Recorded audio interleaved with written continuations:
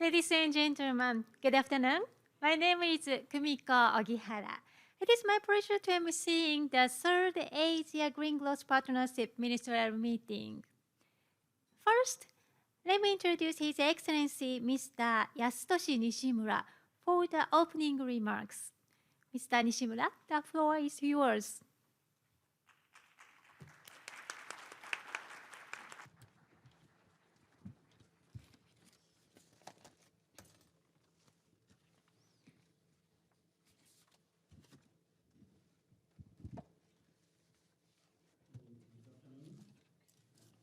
Yasutoshi, Minister of Economy and Trade and Industry. Please allow me to speak in Japanese, so please prepare for a headset.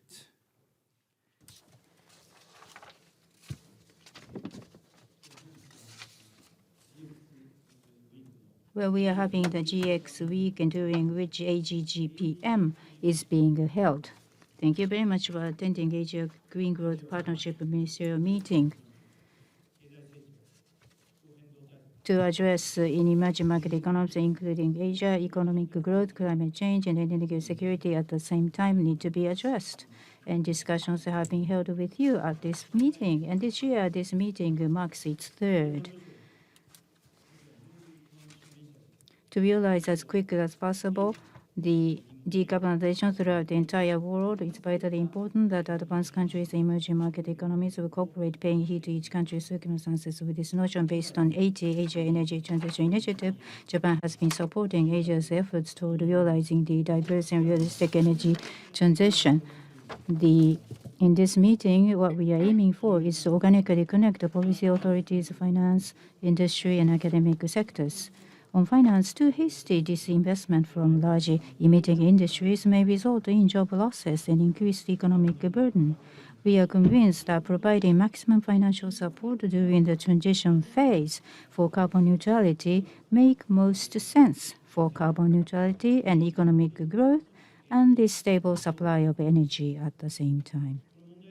Resonating with this awareness, in 2021, Asia Transition Finance Study Group, led by private financial institutions, was launched. Last year, Transition Finance Guideline, as well as technology list contributing to transition, were prepared by AREA, Economic Research Institute for ASEAN and East Asia. The understanding on transition finance is broadening. To elevate the thoughts on transition finance to higher ground, besides fellow ministers in charge of energy, for the first time, we have invited persons who are in charge of financial policy. Also, in deepening a cross-sectoral cooperation, expected role that research institutes can play is growing. Let us tackle the issue amongst the relevant institutions, experts and representatives of private businesses today to analyze from realistic point of view, pragmatical point of view, multifaceted and complex transition challenges. Well, one of the important themes today is the transition finance. And in Japan, in cooperation with FSA, Environmental Ministry, and other relevant agencies, Japan has set forth basic guidelines, technology roadmap by sector for large emitting industries, and guidances for dialogue between issuers and fund providers. Aided by subsidy to model projects, etc., cumulatively, fund raised for transition finance surpassed 1 trillion yen, or $7.3 billion. At the G7 Hiroshima Summit this year, leaders agreed on the importance of transition financing. Its necessity is growing to be recognized globally. As a part of GX policy, by aiming to issue very first sovereign transition bond within this fiscal year, about 1.6 trillion yen will be raised, $11.7 billion worth. That is the aim we have, so that with this, transition finance in private sector can be promoted. Also, to push forward the energy transition, cooperation with Asia and Middle East is essential. Ever since Japan announced the 80 with many countries of Asia and Middle East, MOUs on the strengthening cooperation on energy transition have been concluded and partnership have been launched. Cooperation on decarbonization is ongoing through these. As a part of concrete efforts with Asia, together with AREA, IEEJ, Institute of Energy Economies, Japan, discussions have been continuing with the 8 governments of Asian countries on roadmap toward carbon neutrality. Also, in cooperation with the AOTS and other relevant institutions, HRD, Human Resource Development in Decarbonization Technology, has been given to 1,800 or more people over about 2 years since the launch of 80. In the next 2 years, we aim to enhance quality and reach for tailor-made form, including system design. For example, for world's pressing issue is the measures on methane and responding to the expectations, especially of ASEAN oil-producing and gas-producing countries like Malaysia. Technology knowledge will be provided through JOGMEC. And responding to the request of President Marcos of the Philippines, well thought out support, representative of which is system design and HRD necessary for LNG introduction based on cooperation with local universities. We recognize that diverse and realistic energy transition is one of the important themes for COP28 as well. So during the middle of the meeting, Minister Jabed of UAE for Industry and Advanced Technology COP28 President will join us. With UAE this July, when Prime Minister Kishida visited there, Global Green Energy Hub Initiative was agreed to make the Middle East region, including UAE, a clean energy and decarbonization global hub. At today's meeting, concrete efforts based on Global Green Energy Hub Initiative is planned to be expressed in the form of joint declaration of intent between METI and Japan and the Ministry of Industry and Advanced Technology of UAE. UAE, for a long number of years, has been the stable supplier of energy to the world as oil-producing country. On top of it, as they tackle climate change issue, with injection of fund and new technology, is leading the way with strong determination to address globally carbon neutrality, stable supply, and economic growth all at once. Going ahead, besides LNG, affordable clean hydrogen ammonia are expected to support growing Asia's realistic energy transition. Japan, based on the JDI to be signed today with the UAE, would like to work together with the UAE to contribute to Asia's energy transition. Cooperation will deepen in key areas of transition financing. Through suggestions and outcome delivered today, and 80, we intend to reflect the discussions at COP28, CERA Week, and other important international conferences going ahead, and aim to accelerate necessary rulemaking, international cooperation, policy formulation, and private sector's movement. I'm very much looking forward to your active discussion at this meeting. Thank you so much, and I ask for your cooperation. Thank you. Thank you, Mr. Nishimura. Now we proceed to the photography session. I would like to ask all participating ministers and keynote speakers to move to the stage. So we will take photo. Please look at the camera and please keep smiling.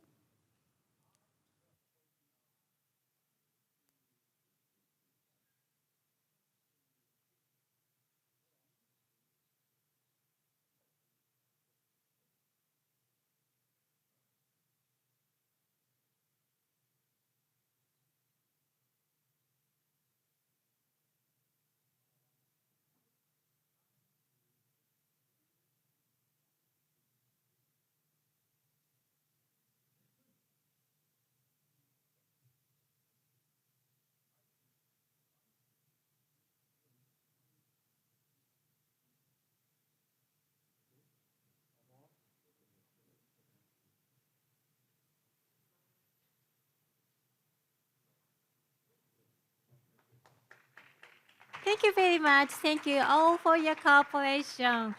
Now we close the photography session. Thank you very much.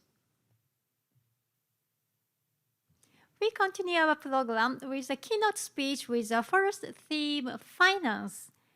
Please direct your attention to Mr. Yoshio Horimoto, Deputy Director General of the Japan Financial Services Agency.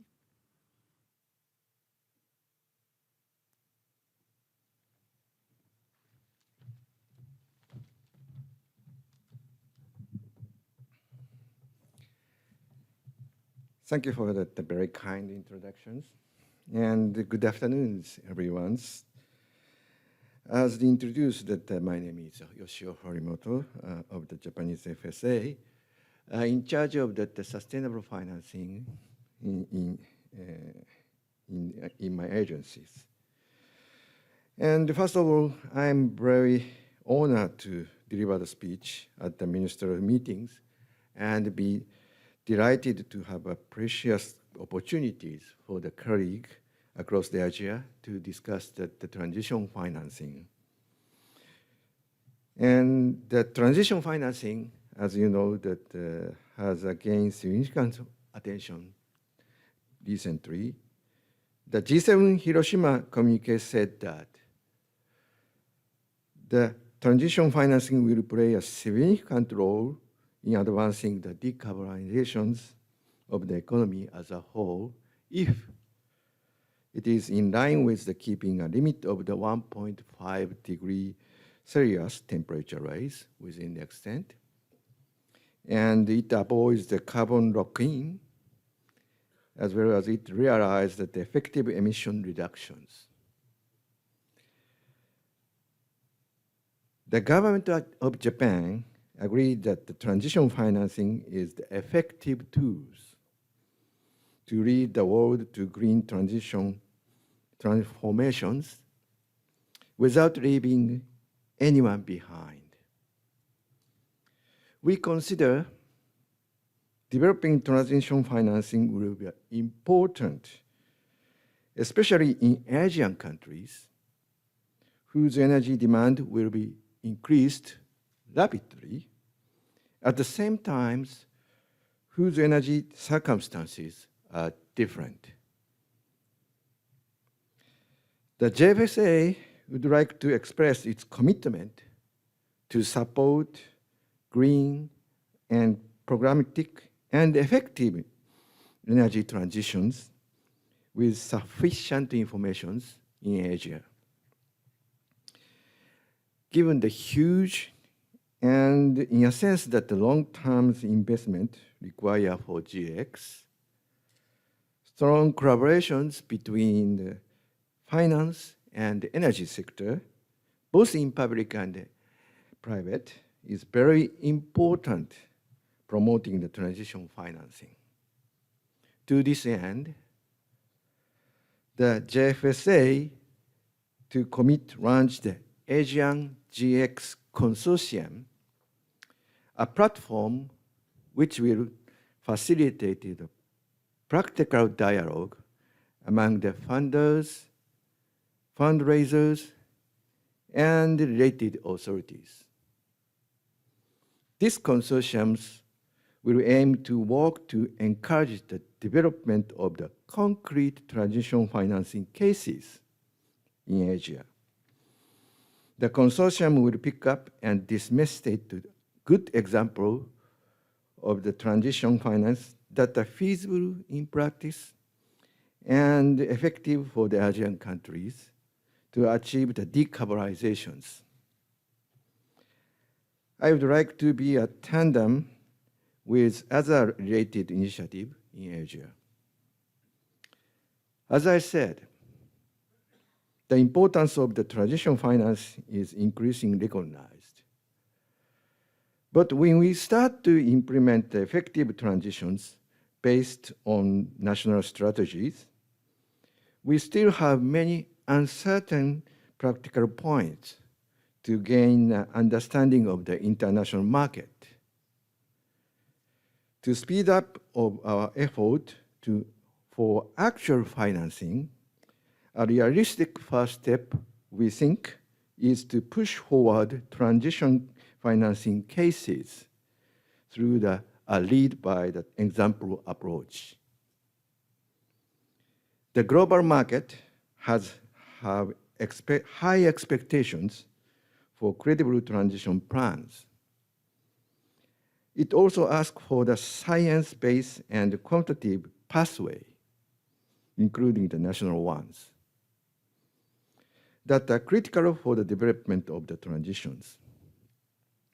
In addition to these plans, promoting transparent disclosure of the transition plan is necessary to boost the credibility of the transition financing and deepen its international understanding. In conclusions, let me reiterate the paramount importance of the transition financing in shaping the sustainable energy future in Asia, and ask for your participation in the effort of the Japanese government in this area. Thank you very much. Thank you, Mr. Horimoto. Our next speaker is Ms. Denise Wong, Director of the Monetary Authority of Singapore. She is participating in this meeting online. Ms. Wong, please. Your Excellencies, distinguished guests, ladies and gentlemen, a very good afternoon to you all. On behalf of the Monetary Authority of Singapore, I would like to thank Japan's METI for the invitation to share in Singapore's efforts to mobilize capital to support Asia's transition to net zero at the third AGGPM. Asia accounts for about half of global greenhouse emissions, but with Asian economies at varying stages of development, it is important to ensure an orderly and just energy transition in Asia. Credible transition strategies are crucial. We need transition strategies that progressively reduce the carbon footprint across all economic sectors and without compromising economic growth and social inclusion. Transition finance, not just green finance, will be key in Asia's decarbonization goals. Singapore has been working on various fronts to advance the development of sustainable finance to support Asia's net zero transition. As we see more financial institutions make commitments to net zero, a common understanding of which activities are sustainable and transition is essential to direct financing towards green and transition activities. Taxonomy that provides a common language to define green and transition activities will move the needle in scaling up sustainable finance to support these activities. In Singapore, the Singapore Asia Taxonomy provides guidance to Singapore-based financial institutions and mitigate the risks of greenwashing. This is an industry-led effort by the Green Finance Industry Task Force, or GFIT for short, supported by the Monetary Authority for Singapore, and is an example of public and private sector collaboration. The Singapore Asia Taxonomy is aligned to the Paris Agreement and the 1.5 degrees Celsius by 2050 pathway. It adopts a traffic light system for classifying activities as green, aligned with a 1.5 degree net zero pathway, amber, which is transition, and red, which is not aligned with green or amber. The taxonomy also includes technical thresholds for the classification of activities of 8 focus sectors, which collectively account for close to 90% of ASEAN's GHG emissions and more than 40% of economic activities. The latest consultation of the Singapore Asia Taxonomy in June 2023 was on the criteria for early phase-out of coal-fired power plants, which aims to provide a credible and science-based guidance to facilitate an orderly transition away from coal and increase the usability of coal transition financing vehicles to ensure that delivered investments are aligned with the 1.0 outcome. We are looking to publish a finalized and full Singapore Asia taxonomy by the end of 2023. A key feature of the Singapore Asia taxonomy is that it covers transition activities that allow for a progressive shift towards greater sustainability, while taking into account starting positions and supporting inclusive economic and social development in Asia's emerging economies. The transition thresholds in our taxonomy cover existing activities that are either transitioning to a green within a defined time frame or facilitating significant emissions reductions in the short term. The calibration of thresholds is important, considering the feasibility and availability of alternative technologies in Singapore and the region. The Singapore taxonomy is also designed to be as consistent as possible with other international taxonomies, with a particular focus on the EU taxonomy and its matrix tailored for use in Southeast Asia or ASEAN. The Monetary Authority of Singapore also works closely with our counterparts at other fora to ensure interoperability across taxonomies. At the regional level, the MAS is Vice Chair of the ASEAN Taxonomy Board and is involved in developing the ASEAN Taxonomy, which provides a common reference point on green and transition activities in the ASEAN region. Version 2 of the ASEAN Taxonomy was issued in March this year, and it introduced screening criteria to classify activities in the energy sector, including for the managed phase-out of coal. The environmental objectives of the Singapore Asian Taxonomy and ASEAN Taxonomy are similar. In addition, both taxonomies employ a traffic light system for classification of economic activities. Globally, MAS participates in the International Platform on Sustainable Finance, or IPSF for short, to develop a common ground taxonomy. Through the China-Singapore Green Finance Task Force established by the MAS and the People's Bank of China, both agencies will work together under the IPSF to collaborate to enhance the use of the IPSF's common ground taxonomy. Our collective work on ensuring a just, orderly, and credible transition will lay important groundwork to reassure green investors and help direct cross-border financing and investments to green and transition activities in our regions. Thank you. Thank you very much. Thank you, Ms. Wong. The next theme of keynote speeches is energy.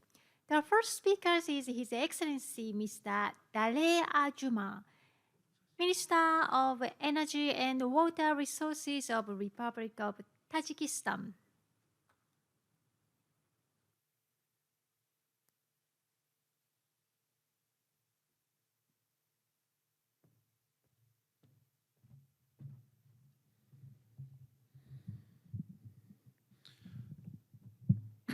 Excellencies, colleagues, friends, ladies and gentlemen, let me first of all to thank the organizer of this event for giving the opportunities to speak today about such an important topic, which is not only essential for Asia, but for the entire world.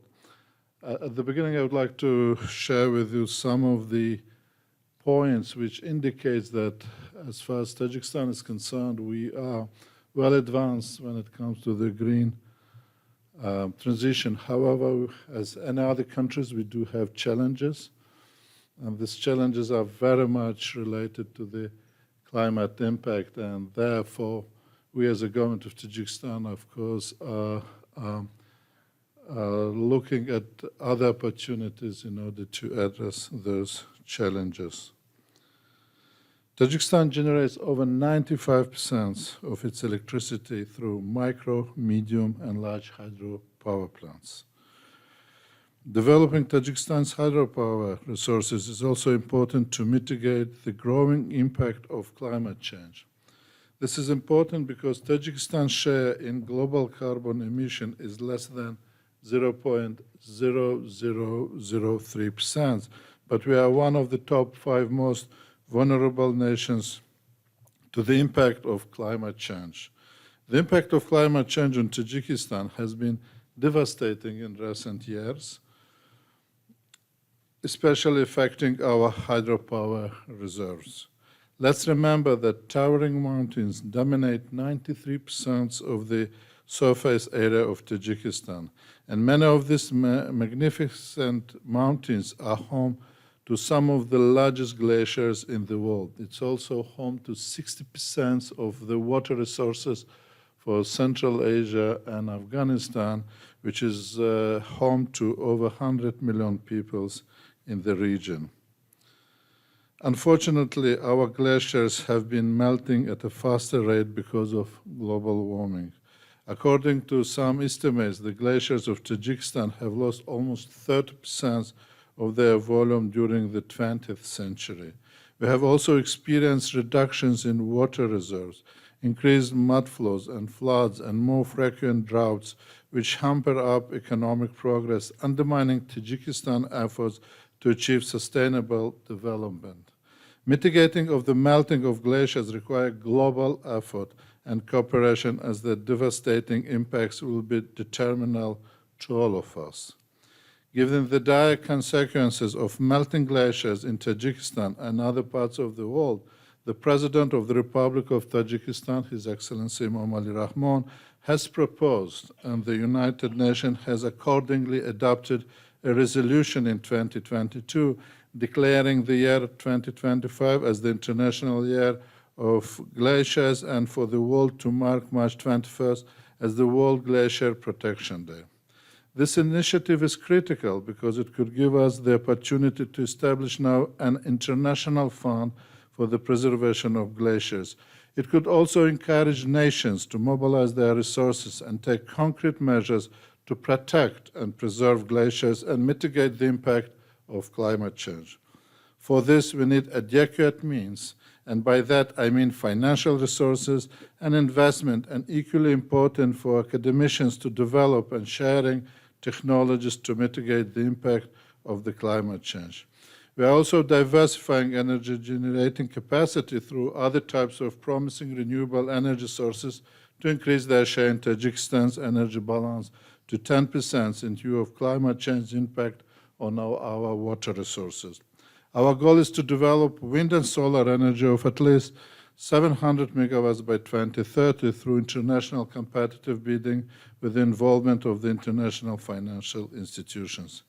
Tajikistan remains competitive in hydropower development, and the government of Tajikistan continuously builds on it. My good government has been firmly advancing large ambitious energy projects, such as the development of the 3,760 megawatt Rogun hydropower plant in the center of the country. It will almost double green energy productions in the country, and 70% of it will be exported to the neighboring countries. As the construction of the Rogun hydropower plant continues, it will be cost-competitive exporter of the clean electricity for the entire Central Asia and several countries of South Asia, given the projected average cost of electricity productions in the region. This is the area that we, as in charge of energy, could talk to our counterparts from the financial sector how better to implement these projects.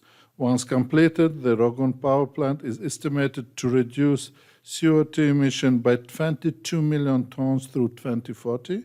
The total global benefit from reducing these emissions is estimated at $2.6 billion of US dollars. We are also considering other sources of green energy, such as hydrogen. Potential domestic demand for hydrogen is relatively high. The real share of Tajikistan's domestic hydrogen potential by 2030 plans to come to 1.6 gigawatt of additional renewable energy for hydrogen production using hydropower. This may be enough to produce about 100,000 tons of hydrogen, and by 2050, Tajikistan will be able to produce up to 1 million tons of hydrogen, of which 3/4 can be exported. We are also developing a roadmap for the industrial sector to further produce hydrogen derivatives, particularly ammonia or methanol by leveraging the competitive advantage of affordable hydropower electricity, especially in summer. In sum, Tajikistan invites the governmental and development partners, including the joint crediting mechanism, the private sector, and research institutes to work with us on 3 areas and specific projects. Firstly, to establish an international fund for the preservation of glaciers, which aims to secure required financial means and to involve research institutes to quantify impacts of the climate change on glaciers globally and to develop sciences and approaches how to preserve the rapid melting of glaciers. Secondly, to join the government of Tajikistan and the major multilateral development bank in financing of 3,760 megawatt hydropower plant with the current project of $6.1 billion. This being constructed plan will produce 14 billion kilowatt hours of green energy annually, and 7% of electricity will be exported to countries which historically rely heavily on fossil fuel-based energy. Once again, the project is aimed to reduce CO2 emissions by 22 million tons through 2040, and the total global benefit from reducing this emission is estimated close to $3 billion. Third, to join Tajikistan in development of green hydrogen with annual production of up to 1 million tons annually, of which 75% can be exported to neighboring countries, continuously relying on fossil fuel energy. Thank you. Thank you, His Excellency Mr. Dalea Juma. The next speaker is His Excellency Mr. Turgunbek Melis Fuzanovic, Minister of Kyrgyz. Mr. Melis Fuzanovic, please come up to the stage.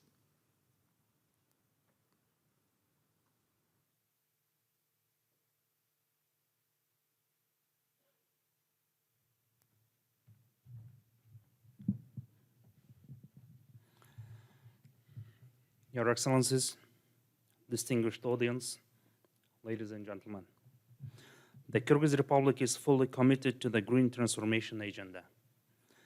By embracing this agenda, we aim to achieve sustainable economic growth, reduce greenhouse gas emissions, protect the environment, and enhance the well-being of its citizens. Recognizing the importance of sustainable development and mitigating climate change, the government of the Kyrgyz Republic has prioritized initiatives and policies that promote a transition towards a greener and more sustainable future.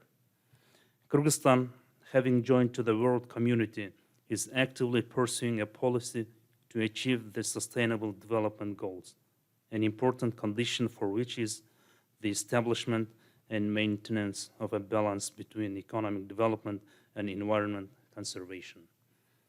We take a responsible approach to fulfilling our international obligations and taking the necessary measures at the national level.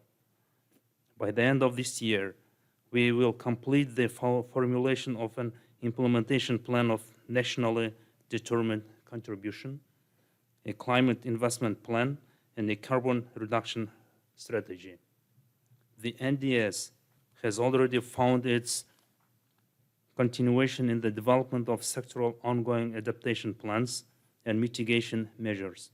Our overall mitigation target is to reduce greenhouse gas emissions by 16.63% by 2025 and 15.97% by 2030 under a business-as-usual scenario, and with the international support to reduce emissions by 36.61% by 2025 and 43.62% by 2030. The Kyrgyz Republic has been actively working towards increasing the share of renewable energy in its energy mix. It has been investing in the development of hydropower, solar power, and wind energy projects to harness its abundant natural resources. We intend to expand the use of renewable energy resources, modernize the thermal power plant, and gradually implement projects for the construction of small and medium-sized hydroelectric power plants in order to fully transfer the industrial and housing and communal sectors to electricity instead of carbon-based energy carriers, primarily coal and fuel oil, which will allow the country to ensure energy and environmental security and socio-economic development of the country. For the first time, we have started building solar and wind energy systems. We are estimating to be a net exporter of electricity by 2026. The Kyrgyz Republic has developed necessary policies and regulations to support the green transformation agenda. According to estimates, the energy sector accounts for more than 60% of the country's current greenhouse gas emissions. The government has identified the promotion of eco-friendly transportation and broader use of clean fuels as key measures to reduce emissions. These frameworks provide guidance and incentives for renewable energy deployment, energy efficiency improvements, and sustainable land and water management. The majority of government climate change policies are focused on utilizing renewable energy sources. According to the government's goals, the Kyrgyz Republic aims to replace internal combustion engine vehicles with electric vehicles, improve infrastructure for cycling and sustainable urban transport, and replace diesel buses with gas and electric-powered engines in major cities. Ladies and gentlemen, the Kyrgyz Republic, like other developing countries, is facing several challenges in its efforts to reach carbon neutrality and achieve a successful energy transition. Limited financial resources and debt are a major constraints. The total estimated cost of implementing mitigation and adaptation measures is around $10 billion, of which 37% will come from domestic resources and 63% will require international financial support. For a country with frequent natural disasters and the aftermath of the COVID-19 pandemic, investments of this scale are significant. We believe that external financial support directed towards implementing mitigation and adaptation measures will have a positive transformative effect and contribute to global efforts to combat climate change. In this context, and at the global scale, Kyrgyzstan supports the initiative of the distinguished UN Secretary General to conclude a climate solidarity pact, according to which rich countries and international financial institutions provide financial and technical assistance to developing countries to accelerate their transition to renewable energy sources. Kyrgyzstan calls for accelerating the establishment of a dedicated loss and damage financing fund, which was initiated at last year's UN Climate Conference in Sharm el-Sheikh. At the beginning of this year, our president addressed the world community with a proposal to consider green initiatives in exchange of Kyrgyzstan's external debt and jointly contribute to improving the environmental situation in the world. Addressing these challenges requires a multifaceted approach that involves international cooperation, financial support, technological advancements, capacity building, and stakeholder engagement. With concerted efforts and strategic planning, the Kyrgyz Republic can overcome these challenges and make significant progress in its journey towards carbon neutrality and a sustainable energy future. Thank you for your attention. Thank you. Thank you, His Excellency, Mr. Merisius Stefanovic. The next speaker is Mr. Giovanni Carlo Bacoldo, Undersecretary of the Philippines. Mr. Giovanni Carlo Bacoldo, please.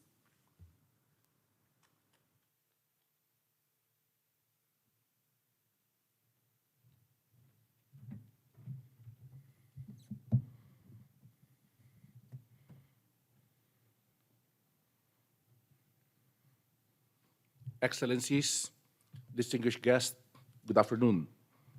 I would like to thank METI for organizing the AGGPM 2023. I am honored to represent our Energy Secretary, Rafael Otilla, and the Philippine Department of Energy in this important undertaking. Today, we are here to manifest our support and commitment in realizing green transformation that aims to address the urgent concerns of climate change while ensuring equity and justice for all. The energy sector recognizes the interplay between environmental sustainability, social well-being, and economic development, and this is embodied in the Philippines' commitment of a future where no one is left behind, where socio-economic targets are met by all nations for all segments of society.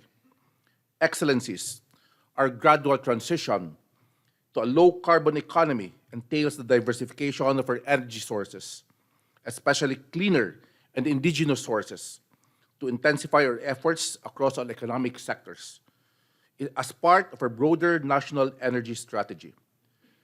Though the Philippine energy sector keeps evolving, we must ensure that it is aligned with the attainment of the Sustainable Development Goal 7 on affordable and clean energy, while at the same time supporting the other goals of the 2030 Agenda for Sustainable Development. It may be also noted that several milestones, laws, and related legislations, such as the RE Act of 2009, the EEC Act of 2019, and the Electric Vehicle Industry Development Act of 2022, were implemented to support the Philippine energy policy directives. As the main pathway to achieving sustainable path towards clean energy and a low-carbon future, the Philippines formulated the clean energy scenario with the development of programs or initiatives under the 6 major energy subsectors. On our next plan, we will be more ambitious in pursuing our long-term goals and targets. We are currently preparing the Philippine Energy Plan 2023 to 2050, where the clean energy scenario of the previous plan will now stand as our reference scenario, while the updated clean energy scenario will include a permutation of the following new developments, initiatives, and strategies: high RE with low offshore wind, plus nuclear, plus coal retirement, and high RE with high offshore wind, plus nuclear and coal retirement. Currently, the Philippines is drafting a possible framework for a Philippine energy transmission program which aims to accelerate the development of RE projects to meet the target of 35% RE by 2030 and 50% by 2040. Build the green and smart transmission system that matches the capacity of RE projects that will be built from 2024 to 2040. Build or expand the necessary port infrastructure to support offshore wind and other marine resource development projects, and provide an avenue for voluntary early decommissioning or repurposing of existing coal plants. Currently, the Philippines is taking advantage of the opportunity to implement various programs and projects to maximize foreign assistance for consumer protection, use of new, emerging, and more efficient energy technologies and development, and utilization of RE sources and other clean energy sources. To keep up with the current trend, the Philippine government has been collaborating with various development partners and international organizations. Together, let us realize that the energy transition that we envision goes beyond technological shifts. It should highlight the importance of social inclusivity and engagement, where no community or individual is disproportionately burdened. Just energy transition represents a bold step towards a sustainable and just future. It embodies our commitment to combat climate change, uplift communities, and secure a prosperous tomorrow for generations to come. Let us work hand in hand to transition our energy systems and build a more equitable, resilient, and sustainable future. Thank you and mabuhay. Thank you, Mr. Giovanni Carlo Bacoldo. Our next speaker is His Excellency Mr. Shabujin Haji Musa, Ambassador of Brunei Darussalam to Japan. His Excellency Mr. Shabujin Haji Musa, please.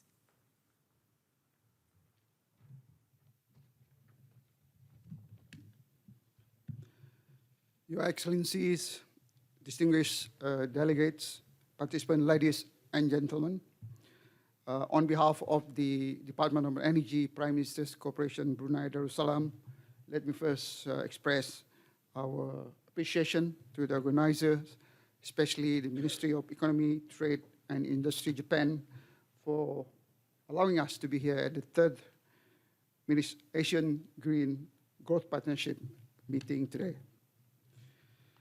Energy transition is a vital enabler to combat climate change. And in view of the current climate crisis, the need to accelerate energy transition is crucial to ensure energy resilience, energy access, energy security, both in Asia and in other regions of the globe.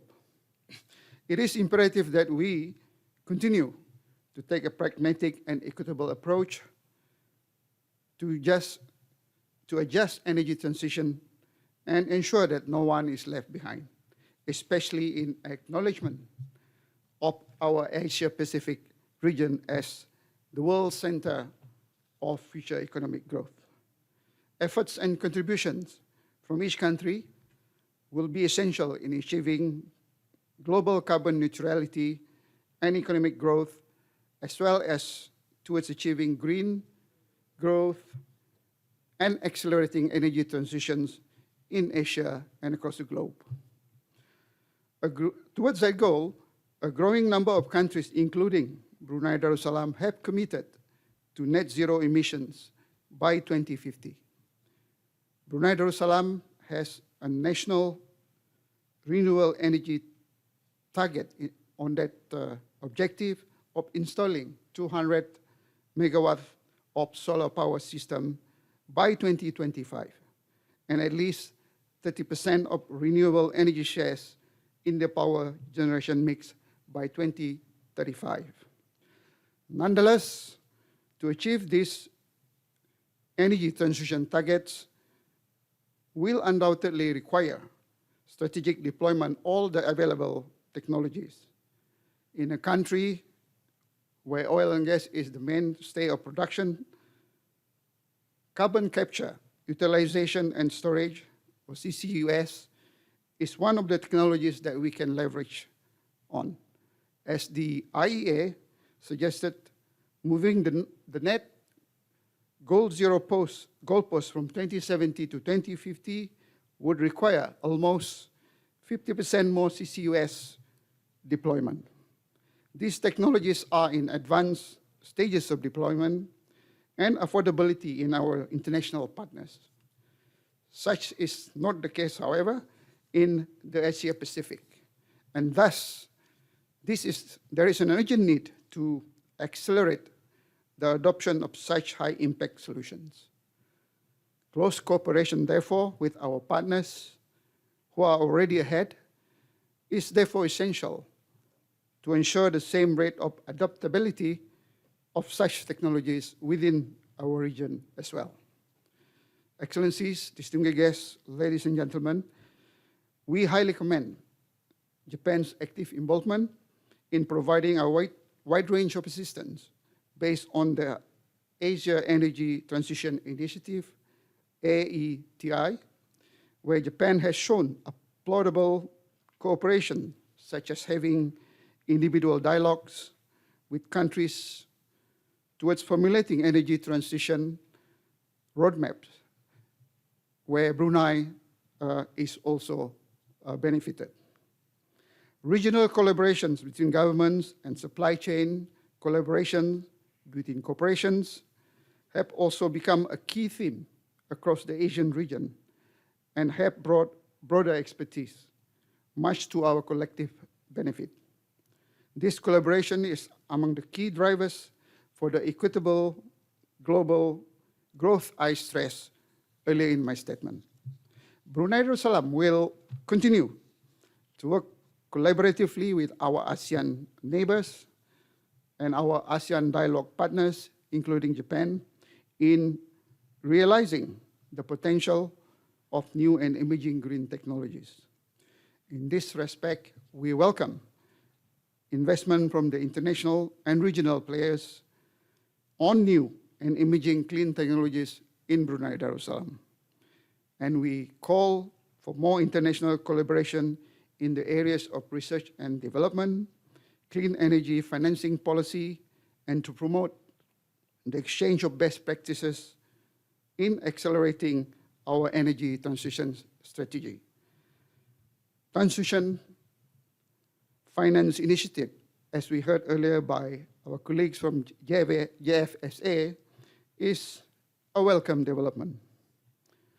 Therefore, to conclude, I wish to highlight that the future of the development of energy transition for this region requires continuous collaboration between the countries, while also recognizing the different circumstances of each country. I strongly believe, though, collectively, we can create a sustainable future for the future generations. Thank you very much. Thank you. Thank you, Mr. Haji Musa. Next, please welcome to the screen His Excellency Mr. Suhail Al-Mazrouei, Minister of United Arab Emirates.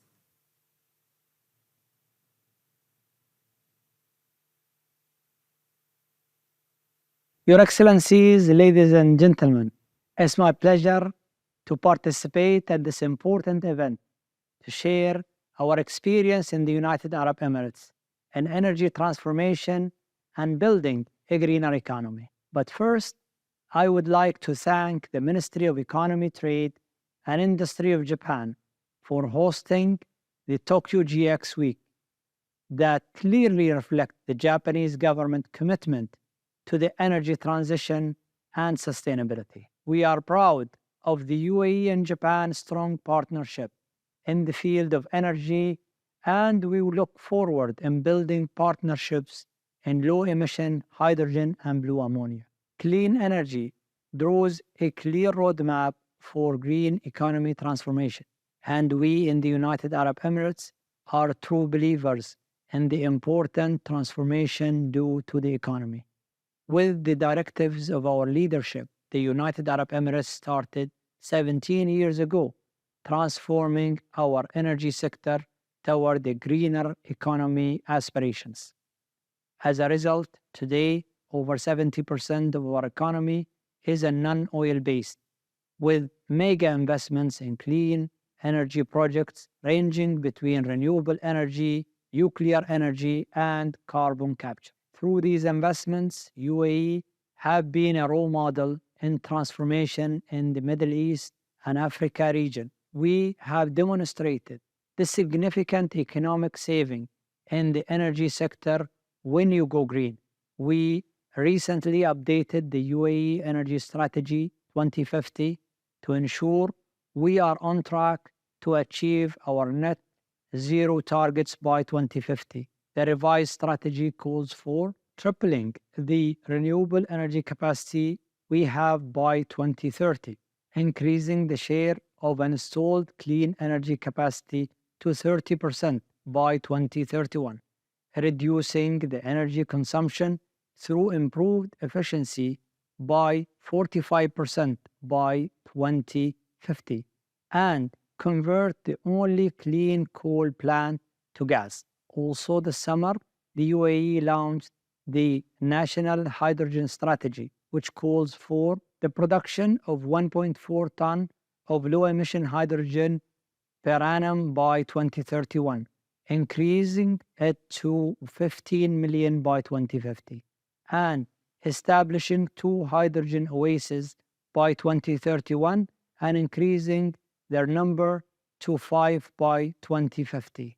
The UAE government has announced as well a clear target for clean mobility, including enhancing the EV charging infrastructure to provide clean mobility options for our customers. In addition to what the UAE doing internally, we have been investing and promoting renewable energy projects in more than 40 countries through our renewable flagship company Master, which intended to grow its investment portfolio and renewable capacity to up to 100 gigawatt by the year 2030. As we prepare to host COP28 later this year, we continue to focus on practical solutions that drives progress for the climate and economy. We look forward to working with Japan and other partners to deliver a result-oriented COP with a wider participation where every voice will be heard.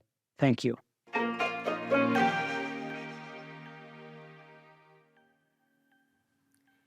Thank you, Mr. Suhail Al-Mazroui. Thank you. And now I'd like to invite His Excellency Mr. Kazuchika Iwata, State Minister of METI, for the closing remarks of the ministerial session.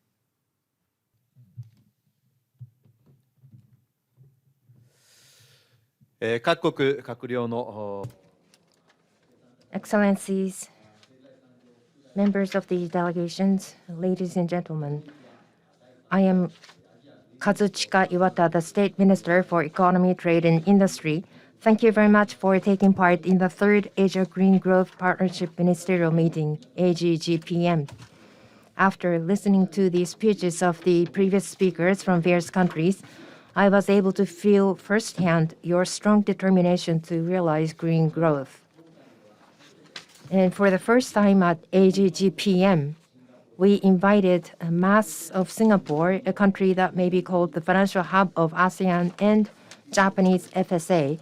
Having listened to the two speeches, I renewed my awareness that in order to support various pathways responding to specific circumstances of each country and industry, the institutions built by governments are very important, and that deep mutual understanding between the energy authorities and financial authorities is indispensable.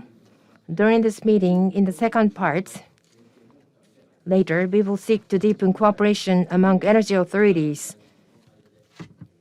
Declaration of joint intent will be signed between Their Excellencies Minister Nishimura and Minister Al-Jaber of UAE to advance concrete efforts based on Global Green Energy Hub initiative between Japan's Ministry of Industry, METI, and UAE's Ministry of Industry and Advanced Technology.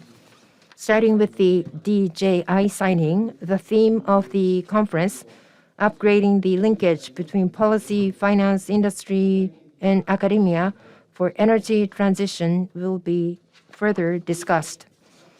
Next, we will have a speech by Mr. Watanabe, President of AREA, which is a research institute that is making a huge contribution to advance energy transition in Asia by developing a roadmap for carbon neutrality in accordance with each country's circumstances and publishing list of technologies that will facilitate transition.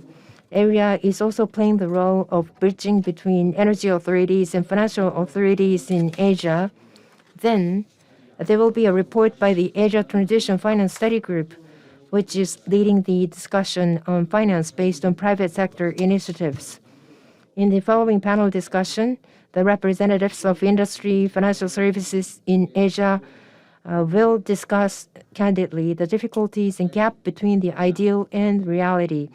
Last but not least, the think tanks representing Asia, the United States, and Japan will be discussing the roles to be played and expectations for the academia in relation to carbon neutrality. Risks that the policymakers must pay attention to will also be discussed. This event, taking place after the plenary session, will indeed upgrade the linkage between policy, finance, industry, and academia. I am convinced that it will lead to policies from METI going forward. I hope you will enjoy this session and with great expectations. Before I conclude, I look forward to discussing how we can accelerate the green growth in Asia and energy transition. I would like to continue that discussion on future occasions with you and would like to work with you to advance various initiatives together. Once again, thank you very much for participating today. Thank you, Mr. Iwata.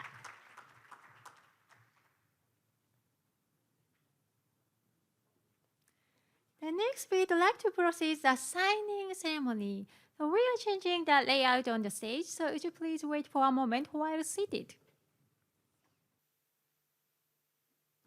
Thank you for waiting. We have one significant signing ceremony of a joint declaration between Japan and the UAE that represent the enhancement of cooperation on the field of energy. We'd like to proceed the signing ceremony. Now I'm delighted to welcome His Excellency Mr. Yasutoshi Nishimura, Minister of Economy, Trade and Industry, and His Excellency Mr. Sultan Al Jaber, Minister of Industry and Advanced Technology on stage. First, we will have brief remarks from both signers. His Excellency Mr. Nishimura, may I ask you to start with your remark?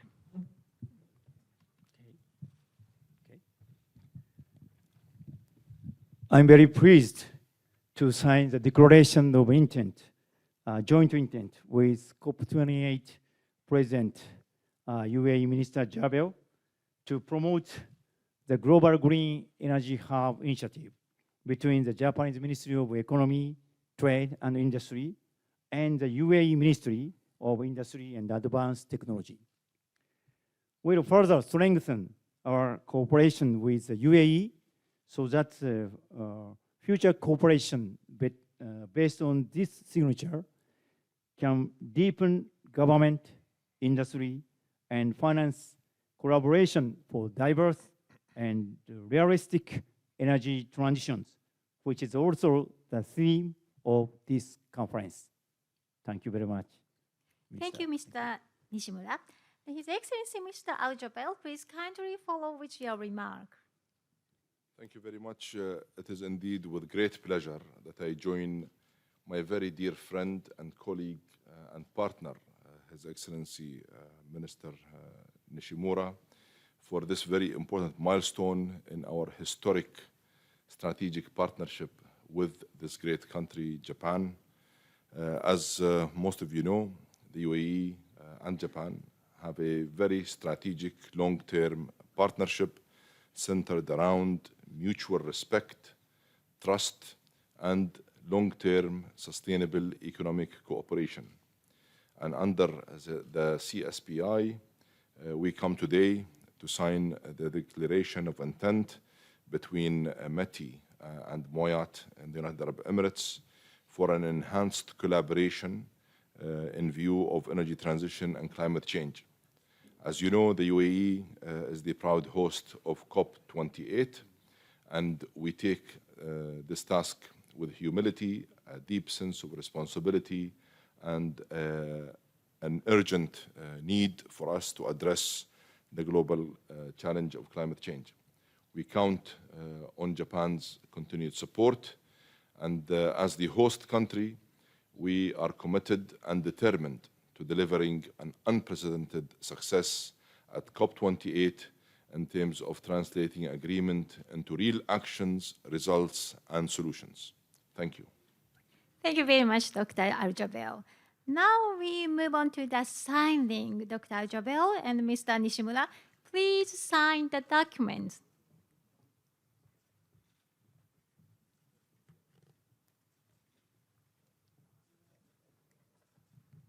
Thank you very much. And the next exchange the signed document.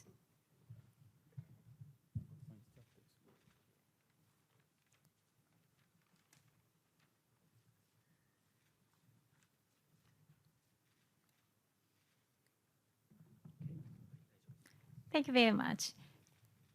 And please proceed to the front of the stage. Ladies and gentlemen, please give a big round of applause again. Thank you. Congratulations. Thank you very much, Dr. Aljabel and Mr. Nishimura. Now we conclude the signing ceremony. Thank you very much.